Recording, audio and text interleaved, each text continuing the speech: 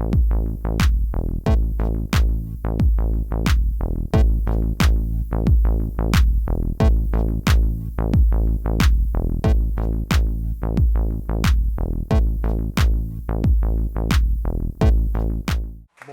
eu não sei vocês, mas que eu tenho um monte de pergunta para fazer, tá certo? A única remuneração que eu recebo de presidir é as perguntas que eu faço, tá certo? É um direito que eu tenho. Agora, eu não sou tão ruim, não, porque eu podia dar até ao Ciro, que é do meu concurso, não vou dizer que ano que foi, no século passado, não é isso? Eu poderia dar a você o direito de perguntar primeiro. Se você não perguntar, eu já vou fazer, que eu só tenho essas perguntas aqui e todo mundo vai responder rápido. Eu preciso de algumas respostas, inclusive para resolver meus processos, tá certo? Então, ajuda muito, né? Então, você tem alguma pergunta? Ah, tem. Tá bom. Então, fala alto, porque o microfone não está aí.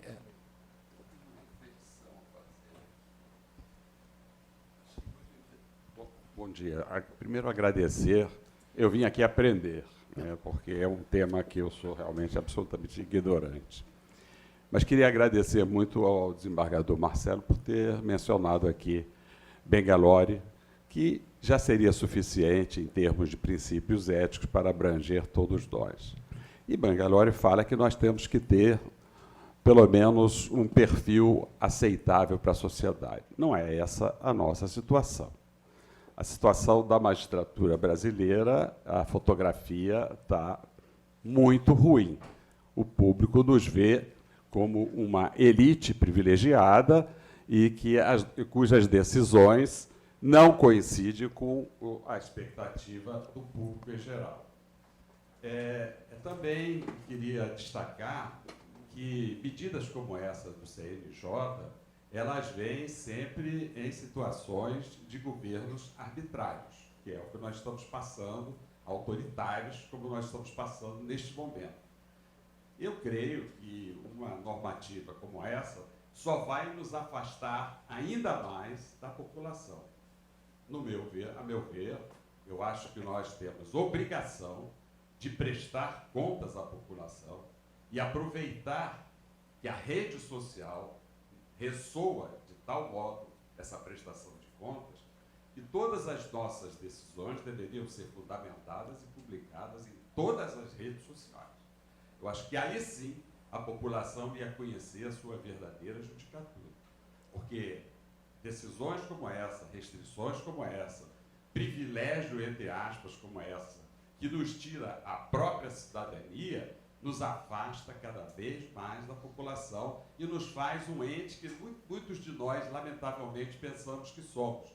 Há aqueles colegas que dizem que juízes pensam que são deuses e desembargadores têm certeza.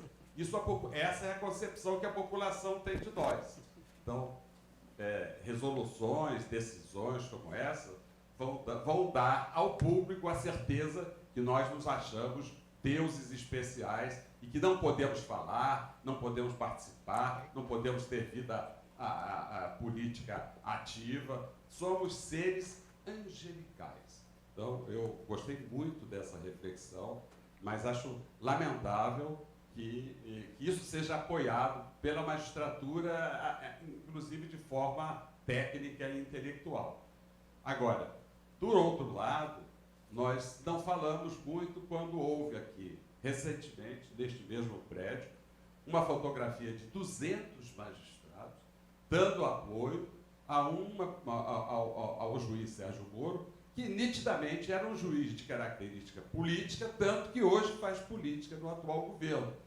200 magistrados entogados tiraram essa fotografia dando apoio ao juiz Sérgio Moro. E isso foi visto como uma coisa absolutamente normal, quando isso sim é absolutamente anormal no meu juízo. Muito obrigado.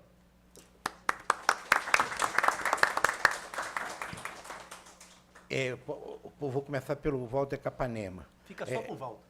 Não, já tem aqui marcado. Professor Walter Capanema, uma pergunta, eu já estou até meio com medo aqui.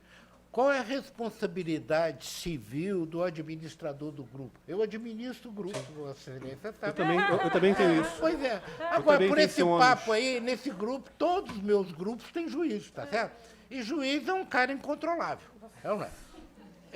E aí, eu vou responder perante o CNJ, porque, pelo que você, advogado, falou no grupo, desse grupo nosso aqui do fórum, pô. O senhor quer que eu responda como advogado? Sim, como sou advogado? É uma consulta assim concreta? Você é um advogado, está dentro do grupo. Agora eu estou responsável, pô. É um parecer?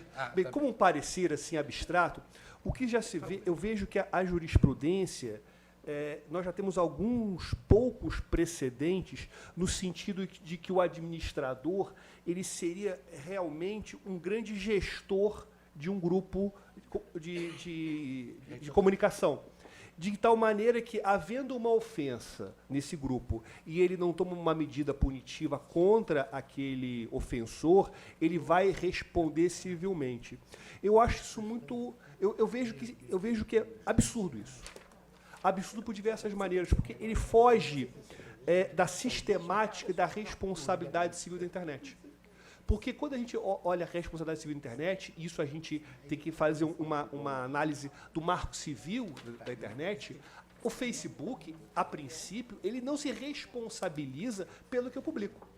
Ele só vai se responsabilizar a partir do momento em que ele desobedecer uma ordem judicial de retirada do conteúdo ofensivo. Ele tem 1 bilhão de usuários, sem contar os fakes, tem 1 bilhão de usuários. Agora, seria justo responsabilizar um pobre administrador de WhatsApp, de grupo de WhatsApp, em que você tem diversas pessoas ali que muitas vezes não respeitam os conceitos mais básicos de etiqueta? Porque no WhatsApp, o administrador não tem tanto poder como, por exemplo, de apagar a mensagem ofensiva. Ele pode, quando muito, repreender aquela pessoa que vai falar: eu vou continuar falando e dane-se. Eu vejo que essa jurisprudência, ela foge da sistemática da responsabilidade civil da internet. Eu não entendo que o administrador ele deva responder, afinal de contas, não existe nenhum ônus, nenhum bônus de ser administrador. Só tem bônus. Pessoas perturbando, pessoas corrente de família. Tinha uma pessoa que frequentava muito os nossos fóruns, desembargador, que ela está ausente, sempre ela discordava. Eu tinha muito prazer de recebê-la aqui, e ela sempre falava que ela participava de grupo de WhatsApp e não gostava de dar bom dia. Então tem pessoas que dão bom dia, tem grupos que é proibido dar bom dia. Então imagina você criar um código de ética do grupo do WhatsApp. Não, olha, para você participar do meu grupo do WhatsApp tem um código de ética, tem um código de ética da magistratura, então vai ter a resolução da família Camargo sobre comportamento. Bom dia até às 9 horas, ninguém falar de política, quem desobedecer será objeto de um processo administrativo, e aí nós vamos ter a horizontalização dos direitos de garantias fundamentais. Você não pode expulsar alguém em seu contraditório em defesa. Ou seja, eu acho que é melhor a gente acabar com o grupo do WhatsApp, desembargador. Passa a administração para alguém, desembargador. Não para mim, mas para alguém. Vai escrever uma resolução, Capanema? Possível, da família Capanema, talvez. Mas que tem época que nós, juízes, só podemos comentar futebol. Ou não é? Está acontecendo o diabo. E o Vasco ganhou do Flamengo, o Flamengo perdeu. Não, só fala isso. Bom, vou passar para o doutor Marcelo as minhas perguntas. Hein? Fake news, é um exemplo cerebrino. Isso nunca acontece nunca. Então... É um exemplo peregrino, tá bom. Fake news, tá bom. Ó, então, vou lá para o desembargador Marcelo. É o seguinte, uma coisa que sempre cria reação nas pessoas, que a gente tem a ideia que o juiz teria que ser assim assado. Então, todo mundo acha que o juiz tem que ser igual ao Deus, deveria ser, e você imagina que Deus seja. Esqueceram que nós, juízes, ao menos no nosso país, nós somos escolhidos como na Europa. Prova, concurso, essa coisa toda. Nos Estados Unidos, não. O governo que escolhe juiz e promotor de acordo com a ideologia. Mas aqui não. O cara está fazendo o serviço dele, fazendo prova, concurso, e a gente é juiz de carreira, fica o tempo todo como juiz. Agora, homos médios, passou a vida inteira todo mundo falando, a conduta média de um juiz. como é que eu posso imaginar isso? O próprio liberalismo político, ele exige, o Schumpeter, né? Lembrava isso, né? A pessoa como fosse um rosto indistinto na multidão. Todos são iguais perante a lei. Então, a pessoa seria um rosto indistinto, esfumaçado na multidão. Agora, o diabo que a nossa lei aqui foi diferente. Eu tenho que ver a identidade de cada pessoa. Não é no crime, no artigo lá, 59, arbitrar a pena, para arbitrar o dano moral, artigo 944, para resolver uma ação de alimento, eu tenho que ver. Enfim, como é que isso funciona, desembargador Marcelo? Na sua cabeça, porque na minha cabeça isso não funciona. É uma pergunta fácil de responder. Vocês, pelo tamanho da pergunta, vocês já viram que é fácil responder, não tem nenhuma dificuldade, né? Mas assim, eu sou diretor de uma escola de juízes, já estou no meu segundo mandato, terceiro ano. Eu, de fato, acredito que há poder na formação dos juízes. As escolas têm uma tarefa a desempenhar. Eu acredito na força da pedagogia.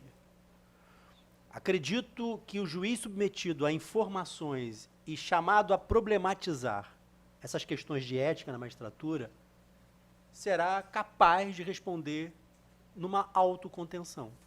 Eu acredito nisso. Acredito pouco no poder da corregedoria. Acredito pouco. Não imagino a possibilidade do corregedor se transformar num xerife da magistratura. Penso que o corregedor, sobretudo, deve estar próximo do magistrado. E de quem ele, aqui na estadual, também dos cartórios, etc, etc. Antes de mais nada, é preciso diálogo e proximidade. Um dos graves problemas da magistratura é que quem tem o poder sancionatório entre iguais, de um modo geral, é muito distante da ponta do sistema. Desembargadores são vistos por juízes recém-concursados como deuses mesmo. Há uma distância, há uma hierarquia, há um sabe com quem está falando, de um modo geral. Nesse cenário, não é possível tratar desse tema de ética na magistratura. Nesse cenário de você faz e eu puno, perdemos tudo. Se é esse caminho está perdido, não vale nem a pena estarmos aqui. Na verdade, não vale nem a pena dialogar sobre isso com magistrados e não magistrados. O que eu penso, desembargador Najib, é que precisamos investir, trazer esses casos práticos. Nós temos curso formatado lá sobre ética na internet, imagino que a IMEG também tenha, que eu pego postagens de magistrados e aí lanço ao debate. O grupo chega ao consenso do que é ético naquilo. Eu acredito nisso.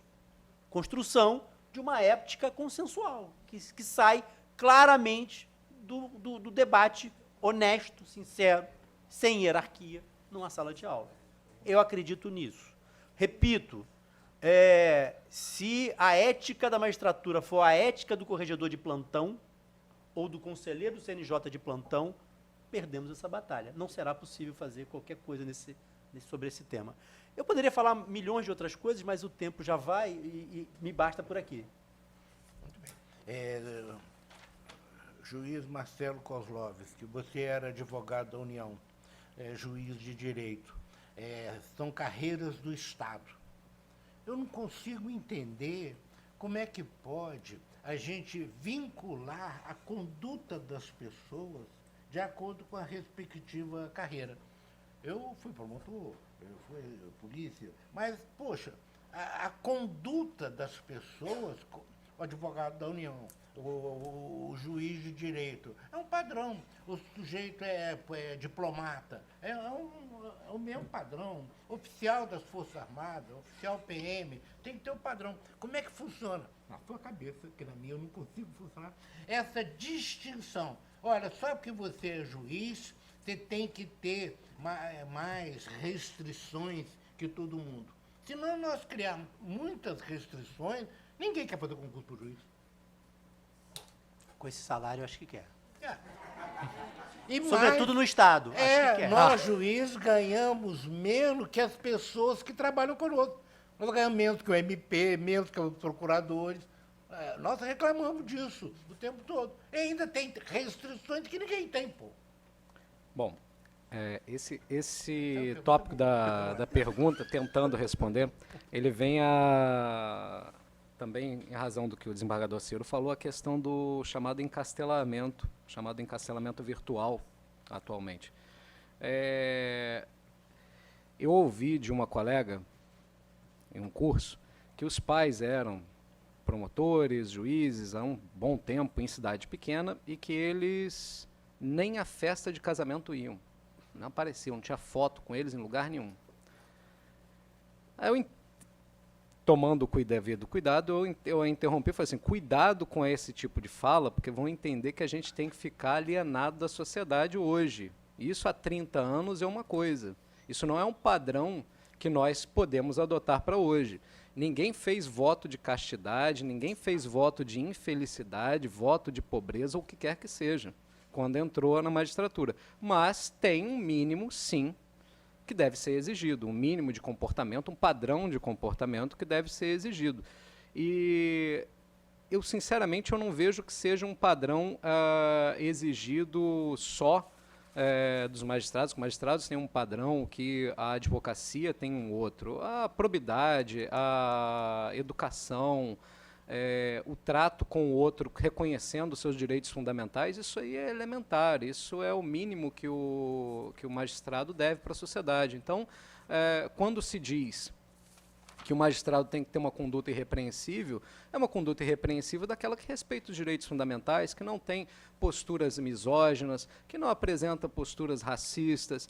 É o elementar, é o chão da terra, praticamente, que a gente tem que varrer ali, colocar e fincar as nossas estacas. Não está se pedindo para que seja um super-homem, para que seja afastado da sociedade.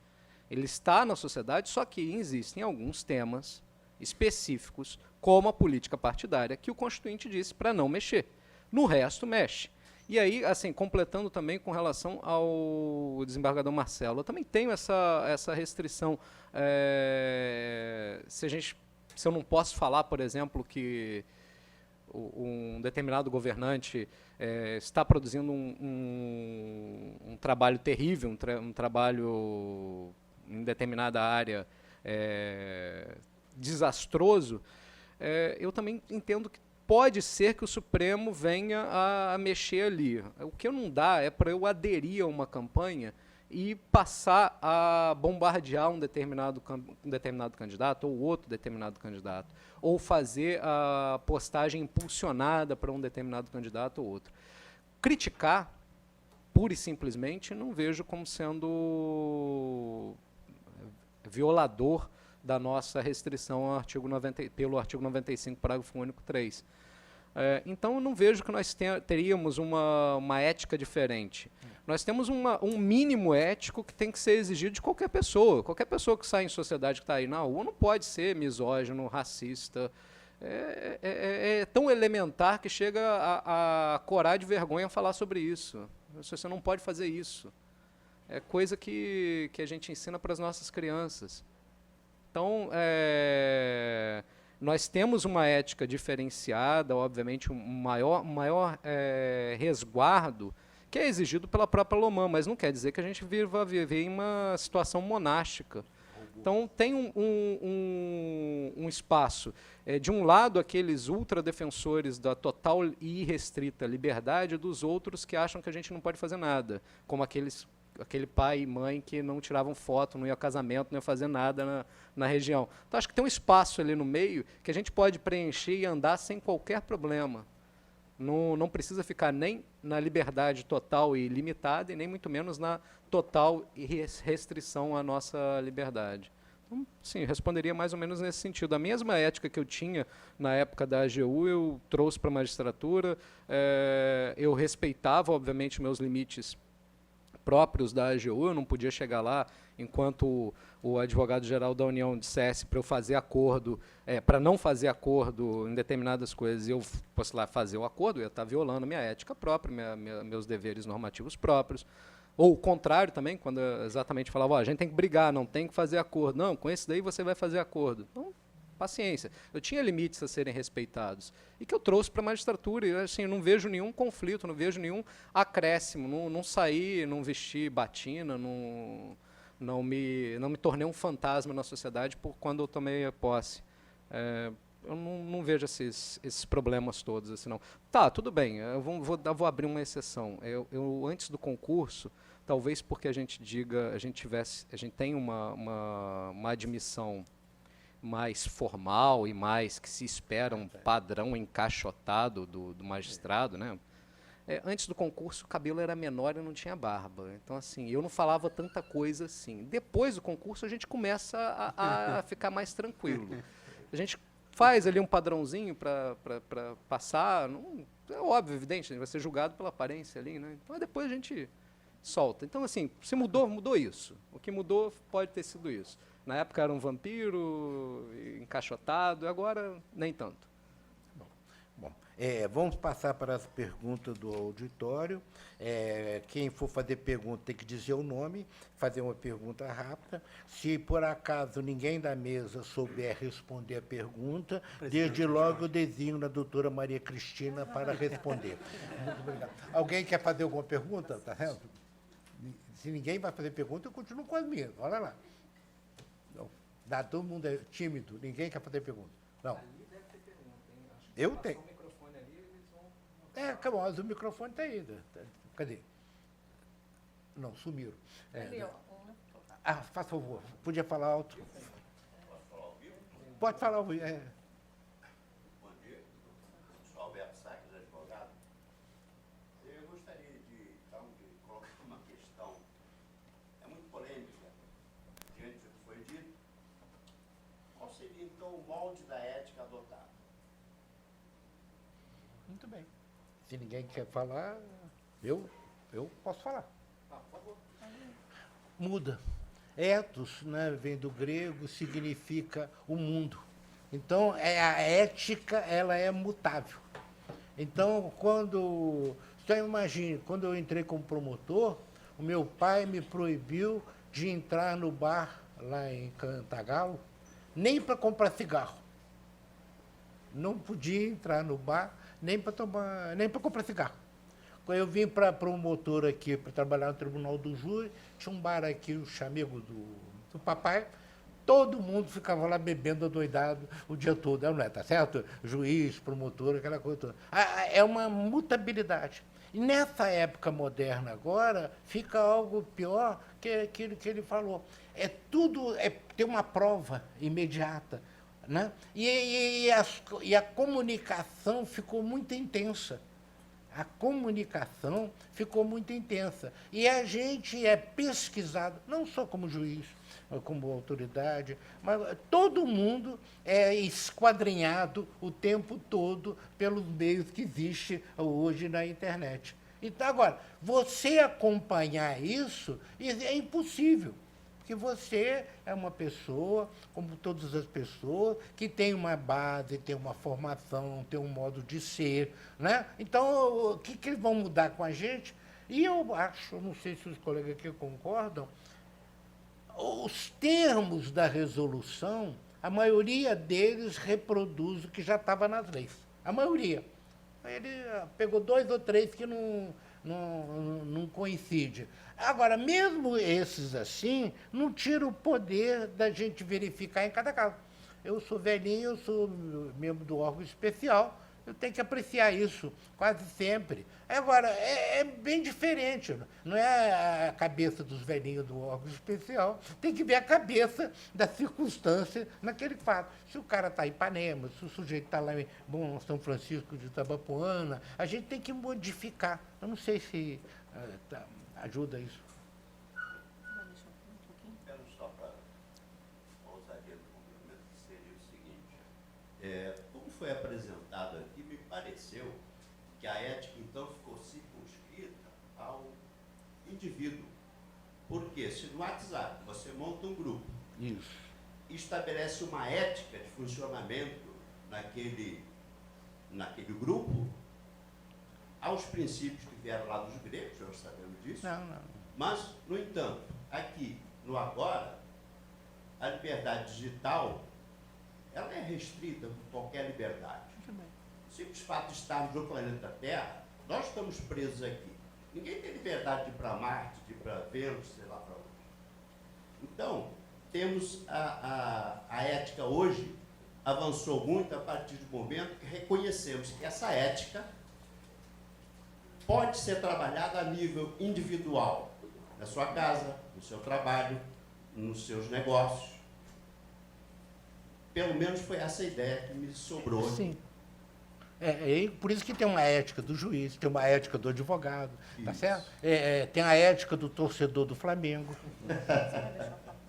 Oi? Ainda, calma. Tá. Não, mas terminou. Fala antes. Então tá, com a doutora Cristina. Bom dia a todos. Bom, primeiro eu quero fazer um esclarecimento aos ilustres integrantes dessa mesa tão seleta, que não fui escalada para ser palestrante, nem de longe, porque não estudei a resolução, tá? Então, assim, estou bem à vontade de não me exigir reflexões profundas, mas, como já disse em algumas outras vezes, fiquei incomodada no bom sentido com esse evento. E aí eu gostaria de começar agradecendo ao diretor da Emerge, que foi meu professor, o desembargador André Gustavo, que desde o início sempre foi uma pessoa que dava as decisões fincadas na Constituição, sem medo de decidir. Então, o fato da gente estar tendo um evento dessa natureza aqui é a prova disso. O que me preocupa é muito interessante, porque, assim, tive hoje o privilégio, né, o doutor Walter Capanema, a gente já teve vários eventos aqui, mas hoje eu estou tendo o privilégio de estar numa mesa com 2 Marcelos, né? E que Marcelos, hein? Eu vou te contar uma coisa, não sei com qual dos 2 que eu me mexia mais aqui por dentro, porque é isso que a gente precisa. É de muito mais do que isso que a gente precisa. A gente não pode continuar em imposições pura e simples. Ouvindo aqui por poucos minutos, me deu assim angústia, mas também me deu muita esperança, porque que mundo é esse que a gente tem que viver no imediatismo? As soluções têm que ser prêt-à-porter? Não tem. A ética, ela é continuada. Você não pode exigir uma ética hoje, claro que de valores básicos, sim, mas você tem que interpretar isso. Nós somos operadores do direito e vamos ter interpretações, sim, gostem ou não gostem.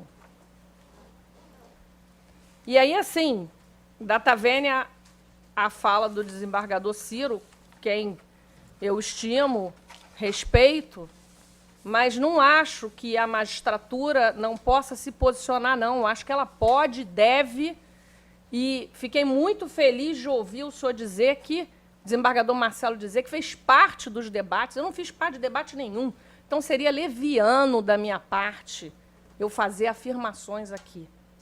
Mas, em segundos, eu pude perceber o quê? A ideia da resolução partiu de aparentemente uma situação de punição. E ela não foi escrita com essa vertente inicial. E por que não? Porque teve debates. Porque não teve ou tudo ou nada. Essa história de tudo ou nada sempre me apavora. Porque tudo ou nada não leva ninguém a lugar nenhum. Então, assim, eu falei da sua didática, porque realmente a sua didática sempre me impressiona. Eu posso discordar do que você falar, mas me impressiona como a didática do Marcelo, extremamente técnica, me impressiona. E a minha, a senhora gostou? Tadinha, tá certo. Não tô tirando. Não, Eu gostei. Você deu o primeiro pontapé quando você disse, será que isso não vai gerar medo? Isso foi fantástico. Você deu o primeiro pontapé ali, porque que medo? A gente não precisa de mais medo. A gente já está vivendo numa sociedade violenta, a gente já está vivendo com vários direitos fundamentais sendo acabados, e a gente não precisa de mais medo. E esse fórum aqui, aliás, do qual o senhor é o maior expert, da Lei Geral de Proteção de Dados, é justamente porque a gente não vira um nada. Então, assim, o tema, eu posso não gostar, aqui em alguns momentos, quase que eu falei, caramba, não quero ficar escutando tudo isso, não. Estou cheio de coisa para fazer agora, meu secretário já me disse que eu estou numa comissão, que depois eu vou te perguntar que história é essa, porque ninguém me consultou, eu não sei o que é, vou perguntar para ele. Mas, sim, a gente vive nessa... Mas, geralmente, aqui, designa o cara, nunca paga coisa alguma, então fica Não é questão de pagar, é questão que eu não dou mais conta de tanta coisa. Então, assim, olha que riqueza que a gente conseguiu trazer para cá. Primeiro, de um lado, a gente sabe que tem a Constituição, a Lei Orgânica da Magistratura, o Código de Ética, e não é pouca coisa que tem ali, não. Então, mesmo sem resolução nenhuma, os juízes já estavam submetidos a isso. Gostassem ou não gostassem. Então, na verdade, essa resolução não era, assim, digamos assim, essencial para a magistratura. Não. Agora, como o doutor Marcelo colocou muito bem, pode o CNJ regulamentar, já teve o Supremo decidindo sobre isso, sim. Eu lembro que quando o CNJ foi criado, algumas pessoas falaram para o Najib, o Supremo vai dizer que o CNJ é inconstitucional. Não foi nada disso. Então, assim, outra situação que a gente tem que pontuar é o seguinte, goste ou não goste, temos que respeitar as regras. Às vezes o advogado, não, mas isso aqui vai ser mudado no tribunal. Tudo bem, mude. Enquanto não mudou, cumpra. Existe uma resolução do CNJ, estou submetida a ela, estou.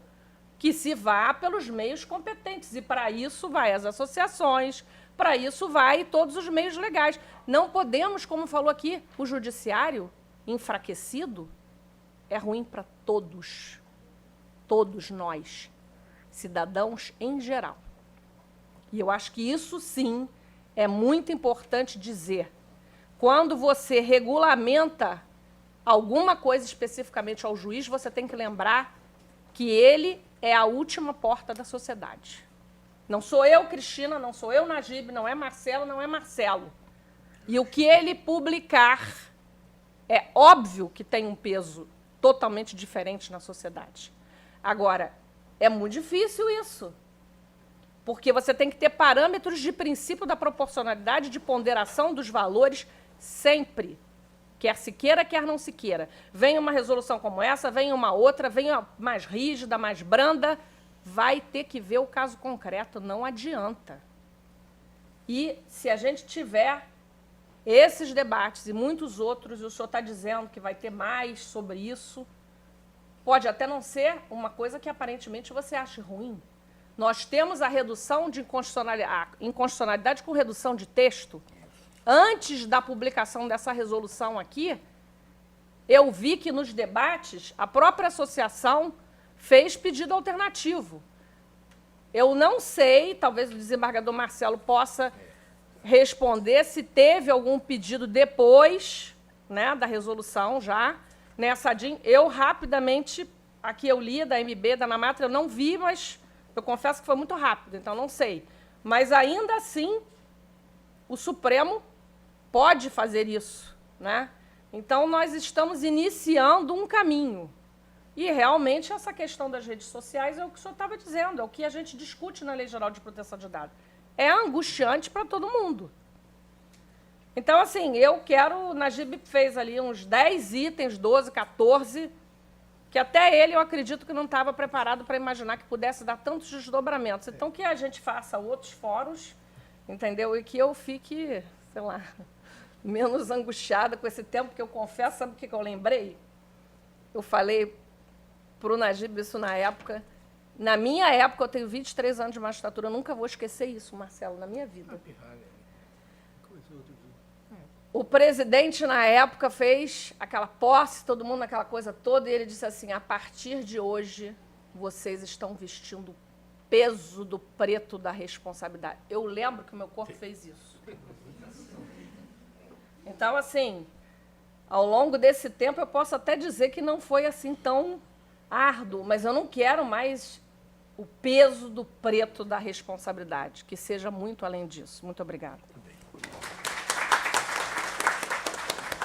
Como ninguém tem pergunta, eu vou dar a palavra da esquerda para a direita, via da dúvida, né? 2 minutos para cada um encerrar, tá certo? Você vai ser o último, então, tá certo? E no final, quem encerra a doutora Cristina, tá certo? Então, a última vez que eu falo é o seguinte: conceda a palavra ao professor Capanel.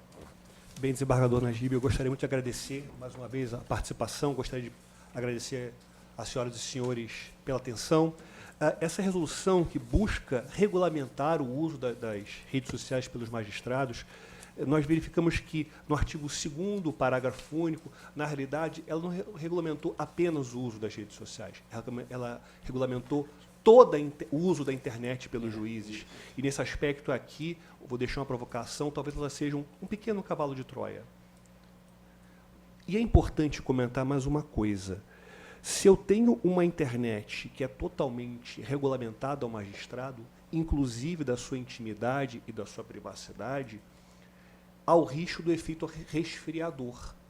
Há o risco aí do magistrado, da magistrada, sentir medo em se expressar na internet. Porque qualquer coisa que escrever poderá ser mal interpretado, analisado, julgado e perseguido. Eu posso fazer campanha política aqui, né, como advogado? Não estou brincando.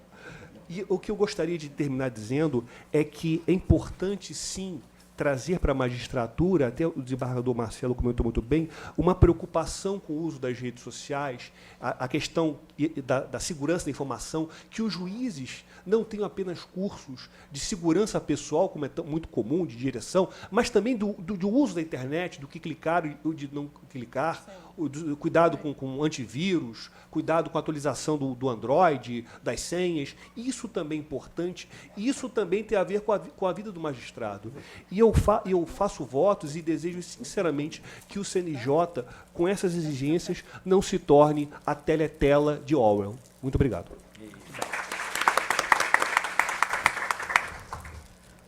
Eu não sei se tenho a palavra, mas eu acho que tenho, então já estou me adiantando para ganhar tempo. Da esquerda para a direita. Da esquerda para a direita. Eu sempre estou à sua esquerda, né, Najib? Claro. Mas, falando agora sério, esse tema eu tenho tratado esse tema lá na minha escola, fiz um curso bastante grande sobre ética para os magistrados na minha escola. Também fizemos um podcast sobre esse tema. Eu distribuí o link no nosso grupo aqui de Zap, mas imagino que em algum momento alguém vai disponibilizar esse link, ou vai dizer, mas se ninguém disponibilizar também, vocês vão lá no YouTube, procura Escola Judicial 1, redes sociais, magistratura, vocês vão encontrar, tá vendo? Como uma reclamaçãozinha camuflada não funciona, né? Então, se vocês quiserem talvez ouvir um pouco mais sobre isso, foram 2 juízes e mais o Fabro, que é do ITS, não sei se o Capanema conhece o Fabro, um sujeito bastante bem informado sobre o tema, especialista no tema. É um auxílio para vocês quiserem se aprofundar sobre isso, vale a pena ouvir. Concluindo, eu acredito profundamente, que tudo que a magistratura precisa é abrir-se, aproximar-se, desencastelar-se. Eu acredito profundamente que a maioria dos males da magistratura, e aí entra o uso da rede social, é achar que se basta. Que não precisa debater e não precisa ser sujeito à crítica e à conversa clara e franca. Então, eu estou aqui hoje como juiz, claro, e diretor de escola de juízes, porque acredito que esses debates, e desembargador Najib, talvez seja muito interessante chamarmos os juízes do Estado do Rio de Janeiro para conversarmos sobre isso. Né? E se esqueça de me convidar, porque eu não quero estar nesse cenário para não ser apedrejado. Mas eu acho que é muito importante chamar os juízes para eles interagirem, se informarem sobre... que a eles também seja permitido criticar, trazer questões práticas, pessoais, e assim, num grande consenso, num bom debate de alto nível, chegarmos a algumas conclusões. Enfim, então, uma sugestão que faço é muito bom estar com todos aqui. A Emerge organizou um evento justamente isso, os juízes e as redes sociais, justamente para provocar aqui dentro a discussão, inclusive pelo que o Capanema falou. Embora está dito lá na resolução que é sobre rede social, ela praticamente é tudo que se aplica. Continua. Não, é só isso. Uma sugestão que faço é ampliar, fazer um diálogo também com o juiz, que me parece que será bastante interessante fazer. De novo, agradeço o convite. É impressionante, é um milagre que vocês lembrem do meu nome, mas deve ser a amizade, a gentileza que vocês têm comigo. Muito obrigado por estar com vocês aqui hoje. Doutor Marcelo Cosmos. Bom, para terminar, eu vou trazer aqui uma notícia positiva. Sempre é bom a gente terminar com uma boa notícia. O CNJ fez uma pesquisa com relação ao uso das redes sociais e o resultado foi de que os magistrados são cautelosos no uso das redes sociais. Algo que não desborda da média dos nossos colegas, e a gente só vai pegar, obviamente, aquilo, a resolução só vai pegar, obviamente, os desbordantes em excesso. Aproveitando aqui a provocação da plateia, ética, só para completar aquilo que o desembargador Najib e a doutora Cristina falaram, ética, sempre que o CNJ ou qualquer outro órgão vier regulamentar padrão ético em termos estritos, em sintonia fina, no dia seguinte esse padrão já vai estar desatualizado. No dia seguinte, se eu editei um código de ética, só consultar o código de ética da magistratura. Mais amplo e fluido do que aquilo não tem. Se quisessem colocar tipos, por exemplo, nessa resolução 305, no dia seguinte esse tipo já estaria obsoleto, porque iam criar uma forma de superar aquilo ali. E com relação ao que o Dr. Walter disse, normalmente, quando ouço essa história do efeito resfriamento, eu me lembro do que acontece, que a gente vê lá nas séries, e é meio que um padrão quando a gente ouve, que é, eu tenho um amigo e o amigo dele disse exatamente isso. E sobre esse efeito resfriamento, eu posso dizer, eu tenho um amigo e o amigo dele é magistrado e ele concorda com o que o senhor disse. Não é a minha opinião, mas é a opinião desse meu amigo, ele concorda, realmente, em alguns momentos a gente vai ter um efeito resfriamento. Obviamente não é a minha, é uma análise meramente superficial. Muito obrigado, uma boa tarde para os senhores.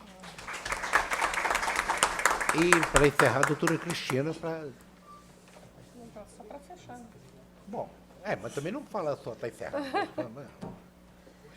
Bem, gostaria de agradecer mais uma vez de estar participando desses eventos, sempre muito estimulantes, ao menos para mim, e para dizer que nós continuamos com orgulho de ser magistrados, com alegria de ter tido coragem de não apenas fazer os concursos, mas permanecer na carreira, porque não está fácil, e principalmente permanecer na luta e que jamais deixemos de, como magistrados, garantir os direitos fundamentais. Muito obrigada. Está encerrado. Sim, está encerrado o evento. Muito obrigada.